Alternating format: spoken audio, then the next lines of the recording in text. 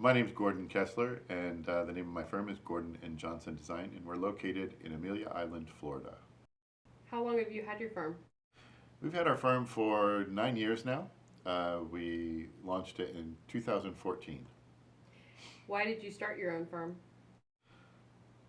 That was after many years of consideration. For probably about 10 to 15 years prior to that, people would tell me all the time, you need to start your own design firm. You should start your own design firm. And quite honestly, I was too afraid. Um, I didn't have the confidence to do so. So it was after a major career shift in 2012 for a company I'd been working with for 18 years, design related company. I spent 2 years trying to figure out what I wanted to do, where I wanted to go. And at that time, I met my current partner and also husband, Larry Johnson. He's the Johnson of Gordon and Johnson Design. And gave me the confidence to launch the business. And we've done that and have been very happy with that. What sets your firm apart or makes it unique from similar firms? I think what sets us apart, one of the primary things is we're a partnership. And the essence of that partnership is the fact that we have two different perspectives, two different personalities. We're very different people.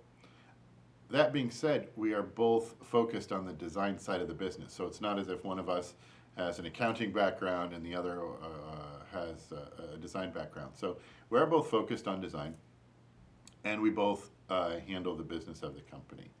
One of the things that partnership does is when we're meeting with a client, there's always a lot of banter, which keeps it fun and light, which is one of the things we try to do for our clients. We tell our clients, if we're not having fun, we're not doing this right.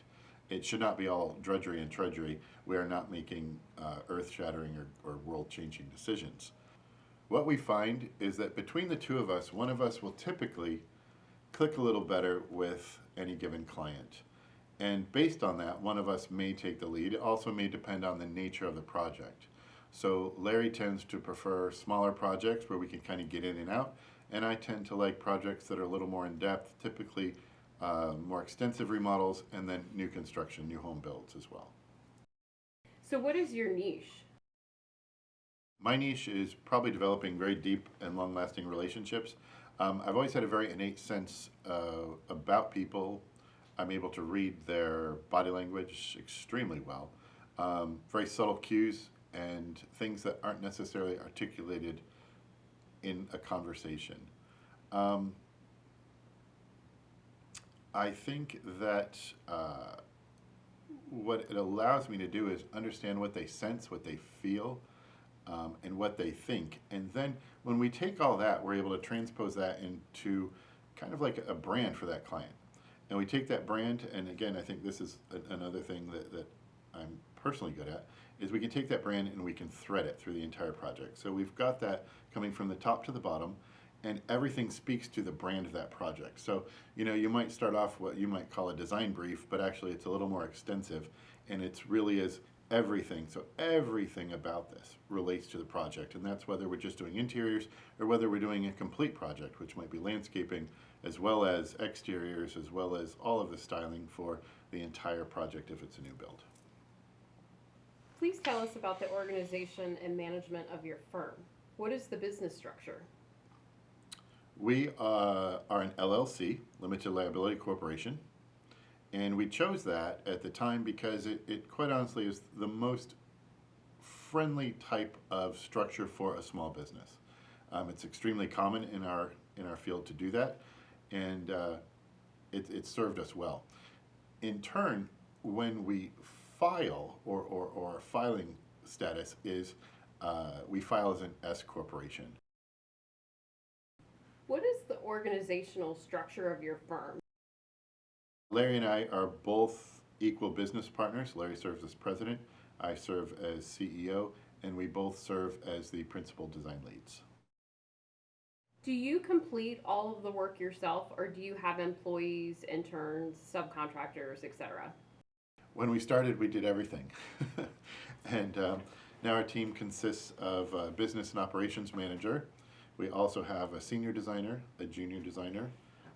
We have an expediter and office assistant, and we will engage with interns as we're able. We also outsource our bookkeeping to an excellent accounting firm in Ohio. We found that we don't need them in office on site. the critical element of that is that they only work with interior design firms.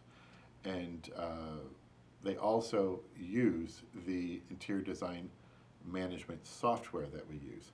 So it creates a seamless way for us to operate that entire system. We also have a CPA in Aspen, and most importantly, and very importantly, is a local attorney that guides us all the time. Can you provide us with an overview of what is included in your standard owner-designer contract? We provide a very comprehensive letter of agreement or contract for our clients. And what we include in that is a project information. So that's just bullet points of where is this happening, what's going on, the major players, the decision makers. Next would be the description of services. So we have design services, we have purchasing services, we have delivery and installation, we have our designer payments and our designer compensation. So that is how are we getting paid. Reimbursable expenses, how we handle those. Our terms and conditions of sale, because we sell merchandise, we are a retailer. Termination rights, how our client or we can terminate the agreement, what that looks like, and what's required by both parties. And then additional terms and conditions, and then of course the signature. These are obviously the main headings. Design services, what you're paying for design services, or what you're getting, or what we're charging for, is our intellectual property. So that is essentially you're paying for what we know. Then separately is purchasing services. So we have two revenue streams. One is our design services, which is intellectual property. The second is merchandise, which is what we sell as a retailer. How are you compensated for your design work? We structure our letters of agreement in three different ways. One would be what we call a flat fee contract, and that's based on a square footage rate. So that rate for a new luxury build might be $22 a square foot, and then $10 a square foot for all what we call living porches or living outdoor spaces. That is calculated on a flat fee basis, and then the payments are separated out for depending on the life of the project. Next, we have an hourly, and for an hourly contract, we charge $200 an hour. We always take an initial deposit, and we use what's called an evergreen trust account, which is similar to a retainer, but it has some nuances that work very well for us. And then lastly, we've just introduced what we call a hybrid. And so that is where we're establishing a flat fee for the initial part of a project, and that might be for new construction or remodel, what we'd call the development of the hard specifications or the builder specifications. Then what we do is we convert that to an hourly program, and that would be for the specification of all the furnishings and soft goods for the house. So that would be the homeowner specifications or the soft specifications. What is one benefit of using this method of compensation? Well, if we're speaking of the flat fee, what it does is it gives the client an idea of what their complete all-in costs are. So they can say, okay, I know it's going to be $120,000 for design fees. I know it's going to cost us $20,000 for the design fees, but they understand what that is and they know what that is. One of the hazards of that can be on the design services end if we are not charging enough for the work we're going to do. And so that comes down to a time billing matter, which I think we're going to talk about a little later. Are there any pros and cons to the hourly rate? Sure. I would say the pros is that you're always getting paid for your work. So there's never a question of, gee, you know, we're charging them $50,000, but are we doing $60,000 in work? And that's due to the fact of, quite honestly, poor timekeeping and not understanding your numbers. The cons can be if you don't have a savvy client and they don't really understand what we do, they don't even understand the value of what we do. They can look at hours and you can get into a situation where they're constantly questioning hours. And that's a challenge. So that speaks more to the relationship with the client and having the right client. Necessarily, it does to the cons of an hourly fee. Also, the client can over time begin to feel nickel and dimed.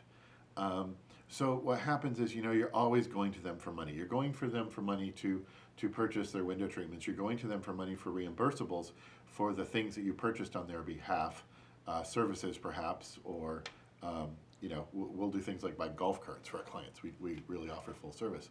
And then there's travel, and there's all sorts of things. So the client begins to get very weary of you constantly going to them for money. So that can be a real challenge, and so you really have to understand your client before you decide on which method you're going to employ. You mentioned an evergreen trust account. Can you explain what that is? Sure.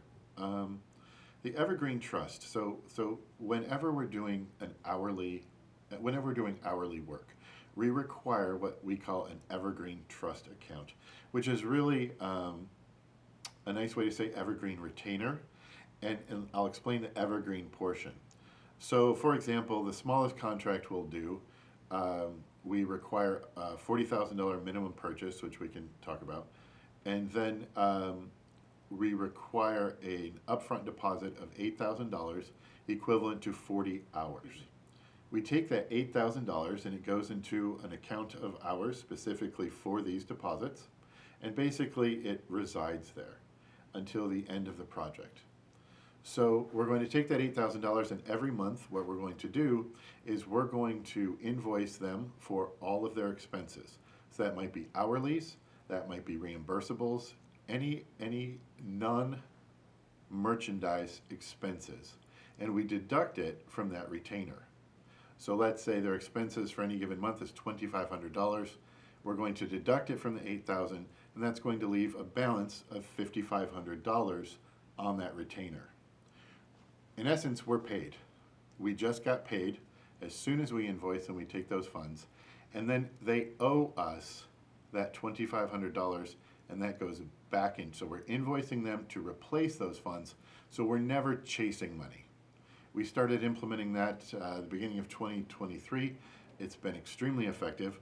I actually learned it from my attorney, and it's an excellent way. So we used to spend a lot of time chasing money, and not a lot of money either. It's very efficient and it works very well. And then at the end of the project, that entire $8,000 is refunded back to the client. What kinds of records do you keep for your design work? Oh my gosh, piles and piles and piles. First and foremost, you can never be too organized, and if you think you're organized, you might want to check again and get more organized. Record keeping is critical, and I would say the most, if I can impart one thing out of this whole session, is that you need to be recording what you're doing from the time you arrive till the time you leave at the end of the day. You need to be journaling this, because you need to be able to evaluate your time, which will enable you to value your value. Are you charging enough? How much time does it take to do something? So therefore, if you want to present a client with a flat fee, you can understand, well, you know what, I've got to source all the materials for a master bath, an owner suite, a primary bath. You can go back to your records and you guys, you know what, this is going to take me 14 hours. And therefore you can put that in.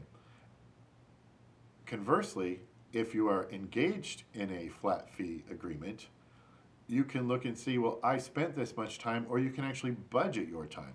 And you can say, listen, I've only got 14 hours, and therefore you have to get it done. Because as designers, we're very creative. We tend to wander, many of us. As designers, we are creative beings, and therefore we can sometimes look and look and look and look and look, and pretty soon you've got 30 hours into a project where you've budgeted 15. So just to recap, keeping track of your time, knowing what you're doing every day, and being able to analyze that is one of the greatest things you'll ever learn, and one of the greatest habits you'll ever make. So I just want to get that right out there. We keep copious notes. We keep records of all meetings. What I always recommend is that anytime we're engaging with a client, that we have 2 staff members present. And the reason is that one of you is always engaging with the client. One of you's got their full attention on them. You are listening, you are hearing them, you're watching them, and you're picking up every single thing they're either speaking verbally or non-verbally. And therefore, the other person can take notes, they can measure, they can be attuned to all of the business end of things. The other thing is that the two of you are going to hear and see different things. So it's very important to debrief after you have a client meeting so that you're sure that you've got everything, you haven't missed anything, and that everything's been recorded. Design management software takes care of the record keeping for all purchases, financials, and any selections, as well as what's been received, deliveries. So that handles all of those things. We also create specification books, and what those are printed, digital and printed records, usually about binder about yay thick, and that's going to include every single part of the project. So for a build or a remodel, we're going to have a hard spec, so that's your builder spec, so that's your tile, that's your flooring, that is all of those things that go into a project. And then the soft specifications are going to be your fabrics, your upholstery, your furnishings, and all of those products. How does your firm handle public relations? We actually don't think of it in terms of public relations. It is, but we put it all under the heading of marketing. And so we put a large emphasis on it, and we haven't always. And marketing comes in so many formats that we hadn't really considered it that way. So Larry and I are committed to 20 hours per week of doing nothing but marketing. And so when we first were told that, we have a business coach who shared that with us, and we were first told that, we thought, well, that's crazy. How are we going to spend 20 hours a week writing advertising or working on a website or anything? And what we realized, or what we learned quickly, was that's not all it is. And at the grassroots level, I call it hand-to-hand combat. What marketing is, or what our best public relations strategy is one-to-one building relationships with people. At a very grassroots level, it might be when we go to a restaurant for dinner, we'll sit at the bar versus get a table.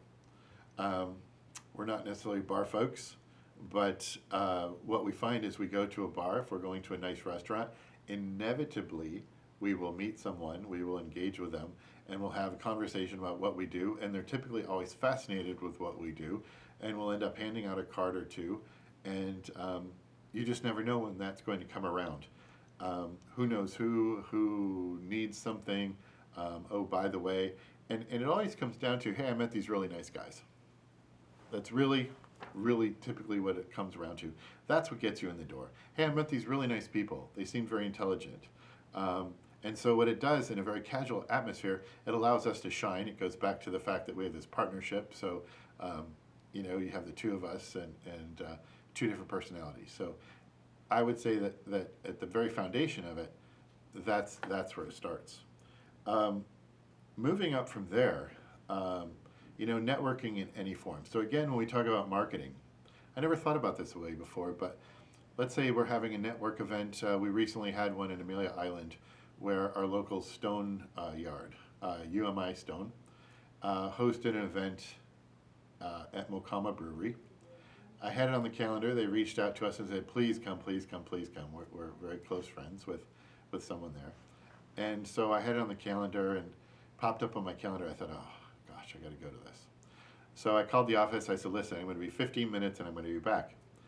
And, these things we're always learning. And so I pulled in the parking lot. There was probably about 50 cars, luxury vehicles. And so I called Larry, who was also going to go back to the office, and I said, listen, you need to come over. And upon walking in, what we found was, first of all, a lot of friends. And by, friends that we have made through, again, this kind of elbow-to-elbow networking that we do. But builders, other design firms, other tradespeople, and realtors. And we were there for 4 hours and made probably 5 very, very solid, positive connections. Some luxury builders we had never met and always wanted to meet. Very relaxed atmosphere. Nobody was poised to do anything So it allows us to be ourselves and again to engage and prove that we're knowledgeable and enjoyable and we keep things a little light without selling them on it. And so again, I think marketing takes many different aspects. We also use the more traditional routes. We do not engage in any print media except for one local publication on Amelia Island. It's very important just to keep our name out there. And then, of course, our website and professional photography. Have you ever had to handle a complaint or legal issue with a client? Yes. Two. As I mentioned earlier, we have an attorney on our team. It's very important that you have an attorney that's well versed in small business practices in your state. So that's critical. You don't have to spend a lot of money to have an attorney, but you must have a relationship with an attorney. I cannot stress that enough. Even if you're not using them, you need to find one, you need to get a referral to one, you need to introduce yourself, and you need to solidify a relationship with them. You need to have them review your letter of agreement before you ever send one out. This is critical, and we learned the hard way. Years ago, we had not had an attorney review our letter of agreement. We had a contract that we had signed with a client. The total contract value was over $250,000 between design services and merchandise. I believe the design services was about $80,000. We had billed them for about $65,000 of that. We had done the lion's share of the work, and there were problems that started to arise with the homeowner, one of the two homeowners. Something was off, and it became extremely contentious, where we found that we just couldn't work. We couldn't help them. Basically, we were being stonewalled on everything. It was an emotional situation they had going on, and we realized that we could no longer move forward. It was becoming very destructive to our firm, and we had to basically give up the balance of the agreement. So we told them that we were going to exercise our right to terminate the agreement, which needs to be in your contract, how that's handled. And upon doing so, they sued us. And they sued us for the entire amount that they had paid us. First of all, you're going to go through a very emotional situation with this. We all tend to take our work very personally. We're not just selling widgets, we're selling, part of our soul many times. And this was a project we'd given so much to, so much to this. We went to mediation, which is required by our agreement. And going through mediation, they split it. So we had to pay them $34,000 in addition to our legal fees. That's a massive blow to a small firm, as you might imagine. Massive. It's incredible. And in the end, I don't think we would have done anything differently because the situation was very toxic. But had we had a legal review, we probably would not have found ourselves in that situation because we were in the right. There was no question that we were in the right. But what my mentor told me years ago, he said, Gordon, you don't want to get into a lawsuit because it's going to cost you no matter what. And so you really want to avoid it at all costs. And so what happened after that was we had our attorney review everything, got it all buttoned up. And it was last year, we had another client, we're working on a historic project, and the scope of the project changed dramatically. They were dragging their feet. 1 year later, we still hadn't started construction in any way, shape, or form. They had architects, they had landscape designers. It was a very large team that was working together. And the budget went from 1.6 million to $472,000 for the entire project. And what happened? We couldn't help them anymore. We started off, that we were going to train an elephant, and we're training like a chihuahua. Nothing resembled what it was supposed to. And so they actually said to us, they said, "So do you still think we're a good match to work together?" And I thought, well, let me talk to Larry, and we'll get back to you. So I knew the answer, but I didn't want to tell them immediately. So I went back to them and I said, I think that we aren't really a match. I said, I don't think you need us at this point to continue. I said, I believe you're paying us more than you need to for the work you have in front of you, and it's probably a good time if we just, said thanks and moved along. In that case, we had another contract. It was about $65,000, and they had paid us 24 of that. And they believe that they should get a full refund. And we were shocked by this. And so they sued us for that amount. But this time we went to mediation, and basically, through a long mediation, the mediator just kept coming back to it over and over and over, kept coming back to them and said, you have no case. You have nothing. You have nothing. Their contract states that these are the terms. Their contract states that everything here is very clear, and that they have performed the work, and that you are not due anything. So this was a real win for us, not just because obviously we won the case, but the fact that our letter stood up and that it worked for us. And that's really what it should do. It should be working for you. After that situation, our attorney went back at the letter again, made a few more additions, and one of the things he put in there is that in mediation, if we are found to be not at fault, that the other party will also pay our legal fees. So we hope we're pretty bulletproof at this point, but we'll see till the next one comes along.